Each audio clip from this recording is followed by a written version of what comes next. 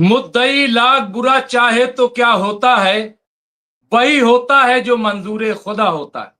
आदाब, मैं हूं मुमताज आलम रिजवी और इस वक्त मैं आपकी खिदमत में लाइव हाजिर हुआ। बात करूंगा ईरान, अमेरिका, इजराइल और फिलिस्तीन की, और उस मगरूर, तानाशाह, गुंडा डोनाल्ड ट्रंप की, जो अपने आप को यह शो करता है कि हम तो जहां चाहें जंग रुकवा दें, जहां चाहें अमन करा दें, इसलिए हमें नोबेल पीस प्राइज चाहिए। लेकिन ईरान ने इन खबीसों के चेहरों पर पड़ी चादर को नोच कर फेंक दिया और दुनिया को दिखा दिया कि सबसे बड़े, अगर अमन के, शांति के, सद्भावना के, इंसानियत के अगर कोई दुश्मन है तो ये इजराइल के वजीर आजम बेंजामिन नेतन्याहू और अमेरिका के प्रेसिडेंट डोनाल्ड ट्रंप। ये ईरान ने इस दुनिया के सामने बता दिया और अब दुनिया इस बात को मान रही। अमेरिका के लोग, अमेरिका में शामिल लोग आज ये बहुत क्लियर कट अंदाज में कह रहे हैं कोई परमाणु बम ईरान नहीं बना रहा था, ईरान से समझौता हो सकता था, लेकिन जानबूझ करके हमला किया गया। तो किस लिए? क्या एप्स्टीन फाइल से बचने के लिए? पहले तो यह चल रहा था दोस्तों कि चूंकि बेंजामिन नेतन्याहू पर गिरफ्तारी की तलवार लटकी हुई है, क्योंकि एक दो बार नहीं, आप सोच लीजिए दुनिया में वाहिद इजराइल का प्राइम मिनिस्टर है जो एक दो बार नहीं 70 बार जिसे कोर्ट में हाजिर होना पड़ा। और किस लिए? भ्रष्टाचार के इल्जाम, रिश्वतखोरी के इल्जाम में 70 बार हाजिर होना पड़ा। यानी जब हालत जंग में इजराइल है तब भी सोचिए कितना जबरदस्त। और इजराइल में ये जो अमेरिका कह रहा है ना, तख्ता पलट दो क्योंकि वहां बड़ी ज्यादती हो रही है, ईरान में हेजा आजादी नहीं है औरतों को, ये जो ड्रामेबाज। इजराइल में क्यों प्रोटेस्ट हो रहा था आप बताइए? 7 अक्टूबर 2023 से पहले से लगातार इजराइल में 8 महीने से प्रोटेस्ट हो रहा था, एहतजाजी मुजाहरे हो रहे थे। तब अमेरिका को यह ख्याल क्यों नहीं आया कि यहां भी सरकार बदलनी चाहिए? क्या इजराइल के लोग नहीं है? क्या इजराइल के अवाम का कोई हक नहीं है? लेकिन ईरान की फिक्र है। क्यों? क्योंकि ईरान पे कब्जा करना है, ईरान के तेल पर कब्जा करना है, ईरान की हुकूमत पर कब्जा करना है, और फिर ईरान पे कब्जा करने के बाद ग्रेटर इजराइल बनाना है। ग्रेटर इजराइल कैसे बनेगा? अरबों पर कब्जा करना है, यह है प्लान। लेकिन ईरान ने सब पे पानी फेर दिया, सब पे पानी फेर दिया ईरान ने, और ऐसा करारा जवाब दिया है। अब घुटनों पे आ गया अमेरिका। आप तक खबर पहुंच गई होगी, लेकिन चूंकि हम तो तमाम खबरों का मजमुआ पेश करेंगे, आपने ये खबर सुन ली होगी कि अब अमेरिका कह रहा है कि हमने जो तेल को फरोख्त करने, तेल को बेचने पर जो पाबंदी ईरान पे लगा रखी थी, वो पाबंदी हटा लेंगे, वो पाबंदी हटा ली जाएगी ईरान से। और सबसे बड़ी पाबंदी दोस्तों यही थी।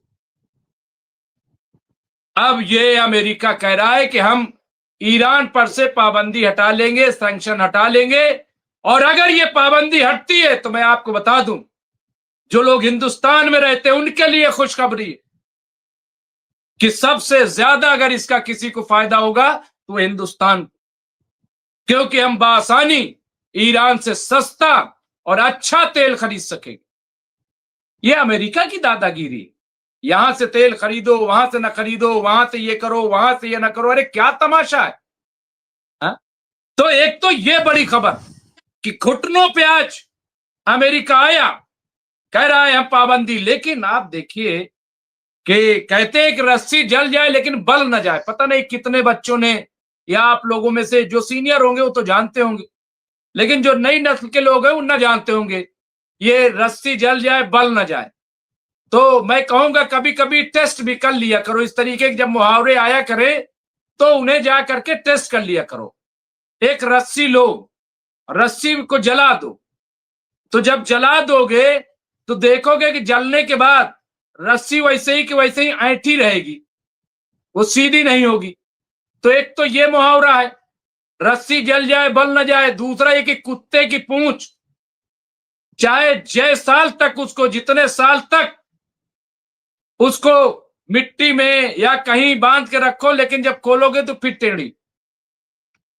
तो ये है अमेरिका। अब क्या कह रहा है, मैं 2 मिनट में चाहूं तो यहीं बैठे बैठे ईरान को समाप्त कर दूंगा, खत्म कर दूंगा 2 मिनट में। क्या करोगे, परमाणु बम मार दोगे ना, और क्या है। और 2 मिनट में आप क्या कर सकते हो, क्या कर सकते हो सिवाय ये कि आप जो है परमाणु बम मार दो ईरान पे। लेकिन ईरान मरने से तो नहीं डर रहा है, ईरान जो है वो मरने से तो नहीं डर रहा है ना। और जो मरने से न डरे उसके कोई नहीं हरा सकता, कोई नहीं मार सकता उसको, कोई नहीं।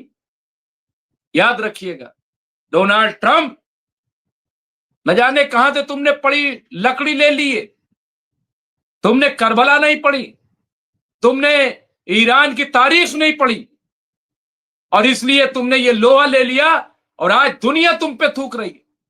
नाटो तुमसे पीछे जा रहा है, दुनिया के दूसरे लोग अब सब छोड़ दीजिए, अमेरिका में तुम्हें सपोर्ट नहीं मिल रहा है, और वो दिन दूर नहीं जब पूरी फौज बगावत कर देगी, आप देखिए।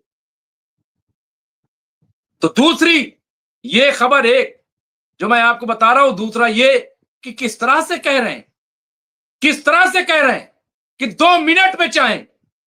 और तीसरी इंपॉर्टेंट खबर ये, जो ईरान के पास सिर्फ स्टेट ऑफ हुर्मुज वाली ताकत नहीं है, वैसे स्टेट ऑफ हुर्मुज बंद होने से हिंदुस्तान में बहुत ज्यादा फर्क फिलहाल नहीं दिखाई दे रहा, और हिंदुस्तान जो है वो अपने रिश्ते बहाल कर लेगा, बहाल कर लिया।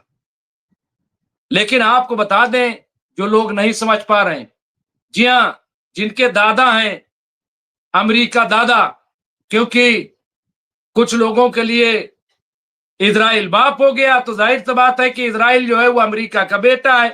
कुछ लोग कह रहे हैं नाजायज बेटा है, खैर मैं ये सब तो नहीं कहता, लेकिन इस एतबार से कुछ लोगों के दादा हो गए अमेरिका दादा। दादा माने गुंडा भी होता है, बदमाश भी होता है, दादा माने दादा भी होता है, खैर तो दादा। तो अमेरिका में भी स्टेट ऑफ हुर्मुज बंद होने से हंगामा मचा हुआ, वहां भी त्राहिमाम है। ये मैं नहीं कह रहा हूं, जाकर के एक्सपर्ट से सुन लो। लेकिन मैं आपको बता दूं, परमाणु बम से भी ज्यादा खतरनाक हथियार ईरान के पास मौजूद है, मैं आज बता रहा हूं, और जाकर के देख लीजिएगा। और वो क्या है, वो है इंटरनेट की केबल लाइन। आज पूरी दुनिया इंटरनेट पे सिमटी हुई है, बैंक इंटरनेट से चल रहे हैं, तमाम मशीनरी इंटरनेट से, ट्रेन इंटरनेट से, हर चीज इंटरनेट से, सारा कारोबार इंटरनेट से। और वो सप्लाई लाइन जो केबल है वो समुंदर से गुजरी है। ईरान ने कहा हम इसे काट देंगे, हम इस पे हमला कर देंगे, और अगर ये सप्लाई लाइन कटी तो पूरी दुनिया धड़ाम हो जाएगी। और सिर्फ यही नहीं, अंसारुल्लाह हौती रेड सी से भी गुजरी है लाइन वो। और सबसे बड़ी ताकत, सबसे बड़ी ताकत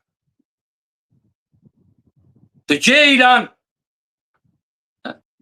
इसके अलावा एक चीज और आज मुझे बड़ा खुशी हुई, अभी फिरोज बख्श साहब आ गए हैं, कहेंगे आप तो हर एतबार से बस अरबों की आप तारीफ करते हो, अरबों की हिमायत कर देते हो, पता नहीं क्या है आपको। मैं हिमायत किसी की नहीं करता, मैं नाजायज बात नहीं करता, बस जायज बात करता हूं, और जितनी अकल है उतनी बात करता हूं। जरूरी नहीं कि मैं जो बात करता हूं सब सही हो, बिल्कुल नहीं, हो ही नहीं सकता। लेकिन जितनी समझ है, मैं अपनी मतलब अपनी औकात से बाहर नहीं बोलता हूं, जैसे कुछ लोग बोल रहे हैं। औकात से बाहर नहीं बोलता हूं, उतना ही बोलता हूं जितनी औकात है मेरी, जितना मैंने पढ़ा लिखा है उतना ही बोलता हूं, एक्स्ट्रा नहीं बोलता हूं। किसी पे इल्जाम तराशी बिला वजह नहीं लगा देता हूं, लेकिन आज मुझे अच्छा लगा कम से कम मुस्लिम ममालिक मिल करके मीटिंग करके ये तो कहने की जरूरत कर पाए कि हम ईरान पे हमला कर देंगे। जागे तो, बेदार तो हुए। अगर यही जुर्रत गजा के लिए पैदा हो जाती, यही जुर्रत अगर इजराइल को दिखा दी होती जो आज दिखा रहे हैं, तो कम से कम 80,000 जो बेगुनाह लोग मारे गए हैं गजा में, जो गजा तबाह बर्बाद हुआ है, वो तबाह बर्बाद ना होता। आज आपके ऑयल टैंकर, आज आपके यहां नुकसान हुआ है। हालांकि अभी नहीं पता कि वो हमला हुआ कहां से, क्यों हुआ, क्योंकि शिया सुन्नी कराने के लिए उतावला है अमेरिका और इजराइल। वो चाहता है कि अपनी जंग इनको आपस में लड़ा के थोप दो इनको। लेकिन फिर भी चलिए ये बोले तो, अभी राशिद रिजवी साहब आ गए, वो कहेंगे कि ये जो बोल रहे हैं ये इनकी बोली नहीं है, इनको लिख करके आया है मीटिंग का एजेंडा अमेरिका से, और वो मीटिंग का एजेंडा जो लिख करके आया है वही बोल रहे हैं कि ईरान पे हमला कर देंगे, इनकी सोच नहीं है। अब मैं राशिद रिजवी साहब को मना भी नहीं कर सकता, जनाब आप ये क्यों बोल रहे हो, क्योंकि उनकी अपनी फिक्र है, उनकी अपनी स्टडी है, उनकी अपनी तहकीक है। तो फिरोज बख्श साहब हो, राशिद रिजवी साहब हो, भाई मैं कैसे किसी को मना कर दूंगा, लेकिन कहेंगे मुझे पूरा यकीन है। लेकिन फिर भी चलिए, जुर्रत तो आई हमला करने की, ये जुर्रत इजराइल के खिलाफ क्यों नहीं दिखाई दी, जब वहां बच्चे मारे जा रहे हैं, आज भी मारे जा रहे हैं, तो दिखाई दी। लेकिन बड़ी शर्मिंदगी होगी दुनिया के सामने, बड़ी थू थू हो रही, मैं देख रहा हूं। इतना दबाव में मत आइए। अली लारीजानी शहीद हो गए, दुनिया से चले गए, लेकिन आपके लिए एक मैसेज दे के गए कि अब डरने की जरूरत नहीं है अमेरिका और इजराइल से, ये कुछ भी नहीं है, अब उठ खड़े हो। तो मैं कहूंगा तमाम अरब ममालिक से कि अब किसी के दबाव में बयान मत दीजिए, किसी के दबाव में फैसले मत लीजिए, आप जालिमीन के खिलाफ खड़े होइए, अपने आप को आजाद कीजिए इन जालिमीन से। तो ये आज कुछ पॉइंट्स है, अभी बहुत सारे पॉइंट्स आ रहे हैं। आज ईरान ने फिर एक बड़ा कारनामा किया, हमारे साथ मेहमान आ गए, मैं ज्यादा देर नहीं, फिर एक बड़ा कारनामा अंजाम। आज ईरान ने पहली बार F-35 स्टील फाइटर जेट का शिकार कर लिया और अमेरिका के सबसे महंगे लड़ाकू विमान को मार गिराया। ये आज और मैंने बताया कि कैसे, आप देखिए कि एक के बाद एक किस तरह से ईरान शहादत दे रहा है, लेकिन लाइन लगी हुई। मुझे वही करबला याद आती है, कल भी मैंने कहा था, आज भी वो बस मेहमानों को ला रहा हूं कि जैसे हजरत इमाम हुसैन से एक एक करके लोग इजाजत लेते थे और जा करके मैदान जंग में शहीद हो जाते थे, शहादत के दर्जे पर फायज हो जाते थे। आज मैं जीडी बख्शी, जो जनरल जीडी बख्शी, आज मैं उनके प्रोग्राम में था, वो जो बोल रहे थे ऐसा लग रहा था कि जैसे एक हक की आवाज, और उन्होंने कहा मैं फख्र से कहता हूं कि हां मैं हुसैनी ब्राह्मण हूं और ये अमेरिका कुछ नहीं कर पाएगा, नहीं हरा सकता ईरान। तो बहरहाल आइए, बहुत सारे और मसले मसाइल हैं, कई चीजें सामने आई हैं, मैं सबको सामने लेकर के आऊंगा, आपसे बात करूंगा। अब आप देखिए, पाकिस्तान को भी घसीटा जा रहा है, ईरान यूएस जंग, चाबहार पोर्ट, अफगानिस्तान, किस मुद्दे पर क्या बोला, यहां पे आप देखिए, मैं भी सब लेकर के आऊंगा। लेकिन युद्ध से अचानक बाहर निकलेगा यूएस, 48 घंटे में 3 जहाज ईरान से हुए दूर तो अब भागेंगे नहीं, ये भागेंगे भी और अपने आप को बचा भी नहीं पाएंगे। टाइटैनिक जहाज डूब रहा है और होशियार लोग ये वही होते हैं जो डूबते जहाज से किसी तरीके से अपनी जान बचा के निकल लें।